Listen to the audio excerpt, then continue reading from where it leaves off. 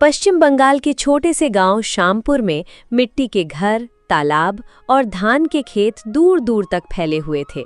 उसी गांव में हरिनाथ नाम का एक बूढ़ा किसान अपनी पत्नी सरस्वती और 2 बेटों के साथ रहता था। बड़ा बेटा मोहन शांत स्वभाव का था, जबकि छोटा बेटा सोहन थोड़ा घमंडी और लालची था। समय बीतने के साथ दोनों बेटों की शादी हो गई और उसी दिन से उस घर की किस्मत भी बदलने लगी। मोहन की पत्नी का नाम गौरी था। वो गरीब घर की लड़की थी, लेकिन संस्कारों और मेहनत में सबसे आगे थी। वहीं दूसरी तरफ सोहन की पत्नी रानी को सिर्फ सजना संवरना और अपनी तारीफ सुनना पसंद था।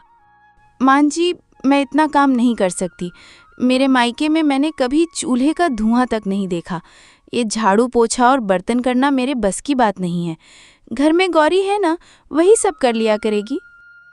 रानी की बातें सुनकर सरस्वती कुछ नहीं बोली, लेकिन गौरी चुपचाप मुस्कुराकर काम करती रही। उसे किसी से शिकायत करना पसंद नहीं था। वो हमेशा सोचती थी कि परिवार साथ रहे, यही सबसे बड़ी खुशी है।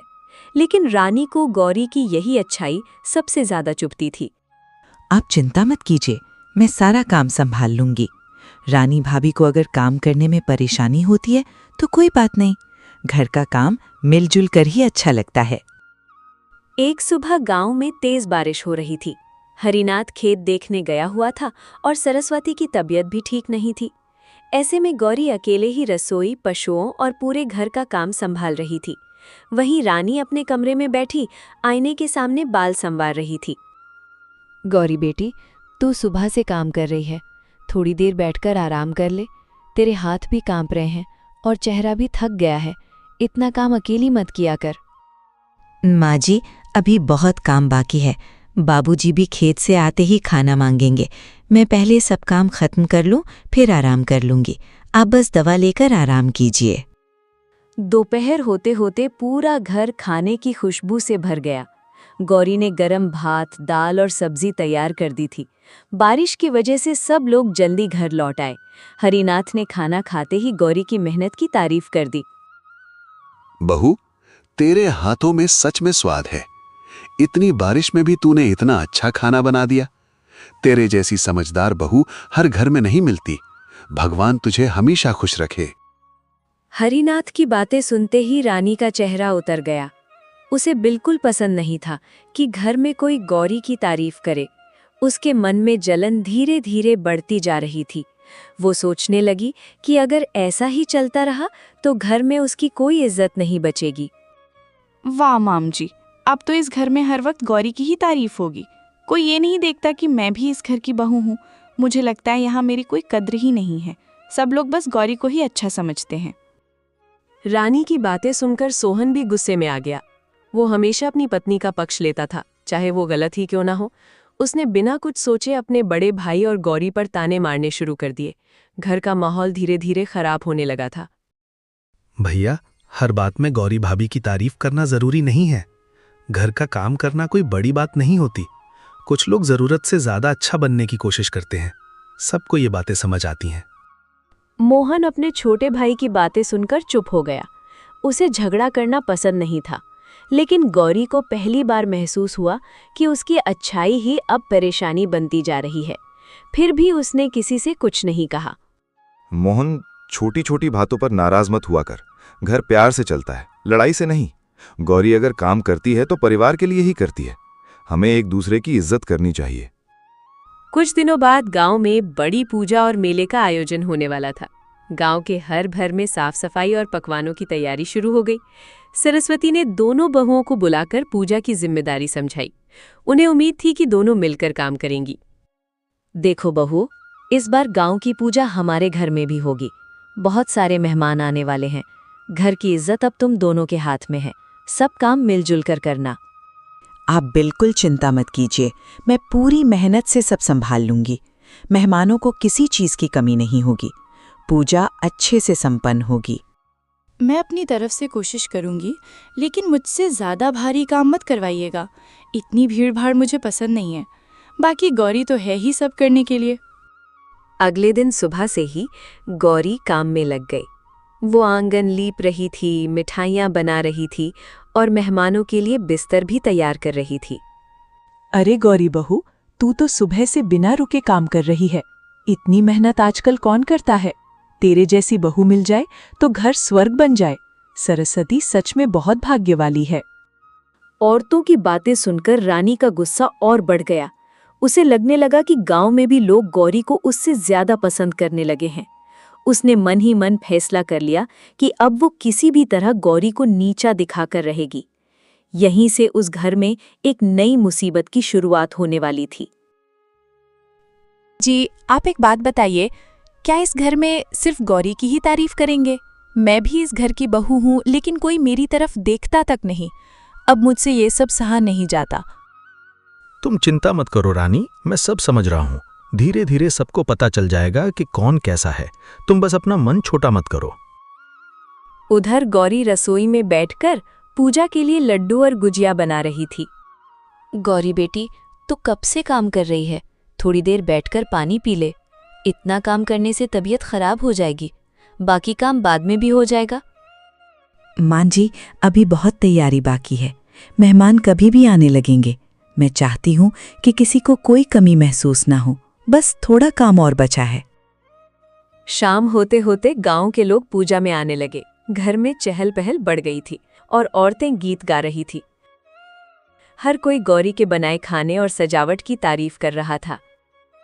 अरे सरस्वती बहन, तुम्हारी बड़ी बहू तो बहुत गुणी है। इतना स्वादिष्ट खाना हमने बहुत दिनों बाद खाया है।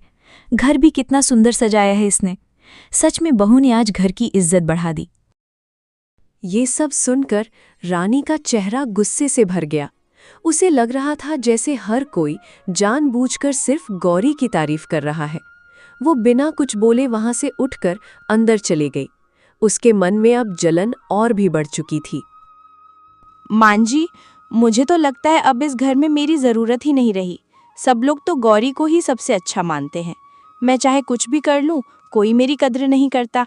अब मेरा यहाँ मन नहीं लगता। रानी बहू, हर बात को गलत मत समझा कर। जो अच्छा काम करेगा लोग उसकी तारीफ तो करेंगे ही। तू भी अगर घर को अपना समझकर काम करेगी तो सब तुझे भी प्यार देंगे। घर जलन से नहीं, अपनापन से चलता है। रानी को सरस्वती की बात बिल्कुल अच्छी नहीं लगी। उसे लगा जैसे सब लोग मिलकर उसे ही गलत साबित कर रहे हैं। उधर पूजा खत्म होने के बाद गौरी सबके लिए खाना परोस रही थी। इतने लोगों का काम संभालते संभालते उसके हाथ कांपने लगे थे। अब बस भी करो। सुबह से एक पल आराम नहीं किया तुमने। आओ बैठो और थोड़ा खाना खा लो। बाकी काम मैं संभाल लेता हूँ। नहीं जी, पहले सब मेहमान खा लें। घर में आए लोग भगवान समान होते हैं। उनके खाने के बाद ही मैं आराम से बैठूंगी। आप मेरी चिंता मत कीजिए। रात काफी हो चुकी थी। धीरे धीरे सारे मेहमान अपने घर लौटने लगे। घर में अब सिर्फ परिवार के लोग बचे थे। आज घर की पूजा बहुत अच्छे से हो गई। गांव वाले भी बहुत खुश होकर गए हैं। इसमें सबसे बड़ा हाथ गौरी बहू का है। उसने अकेले पूरा घर संभाल लिया। बस यही बात रानी को चुभ गई। हर बात में गौरी गौरी गौरी। क्या मैं इस घर में सिर्फ नाम की बहू हूं? अगर वही इतनी अच्छी है तो उसी को सब कुछ दे दीजिए। मुझसे अब ये सब नहीं सहा जाता।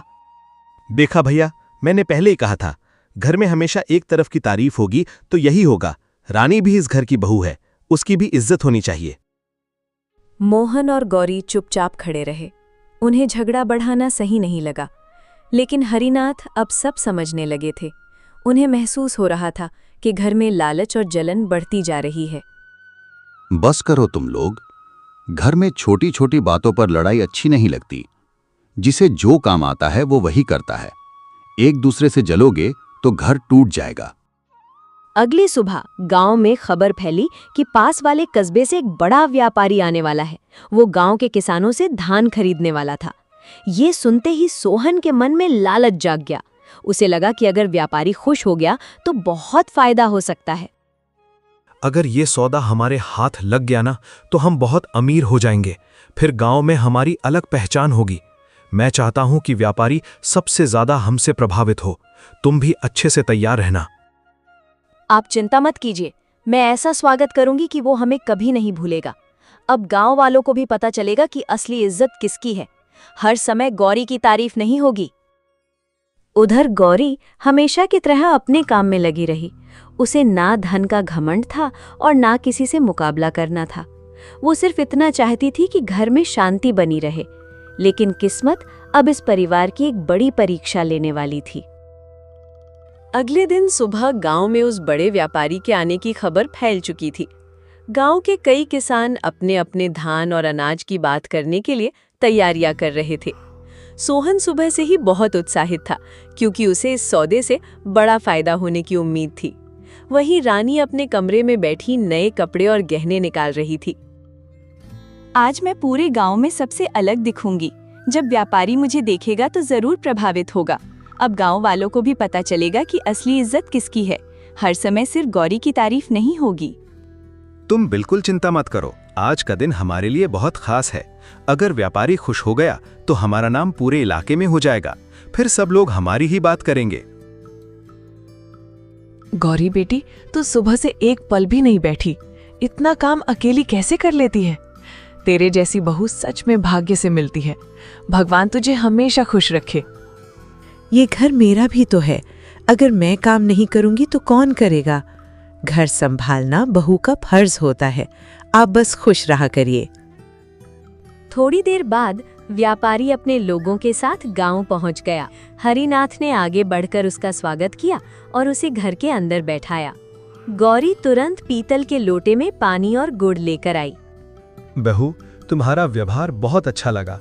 आजकल इतनी इज्जत से मेहमानों का स्वागत कम लोग करते हैं। तुम लोगों के संस्कार देखकर मन खुश हो गया। हरिनाथ जी, आपका परिवार बहुत अच्छा है। रानी दूर खड़ी ये सब सुन रही थी। उसके चेहरे पर फिर से जलन साफ दिखाई देने लगी। वो जल्दी जल्दी रसोई में गई और खाना परोसने की तैयारी करने लगी। उसे लग रहा था कि अगर आज भी गौरी की तारीफ हुई तो उसकी इज्जत कम हो जाएगी। माँ जी, आप देखना, आज सारा काम मैं संभालूंगी। लोगों को भी पता चलना चाहिए कि मैं किसी से कम नहीं हूँ। हर वक्त सिर्फ गौरी ही अच्छी नहीं होती, मैं भी सब कुछ कर सकती हूँ। रानी जल्दबाजी में खाना परोसने लगी, लेकिन गुस्से और घबराहट में उसका हाथ फिसल गया। गरम दाल का बर्तन नीचे गिर पड़ा और पूरा आंगन खराब हो गया। घर में कुछ देर के लिए सन्नाटा छा गया। हे भगवान, ये क्या हो गया?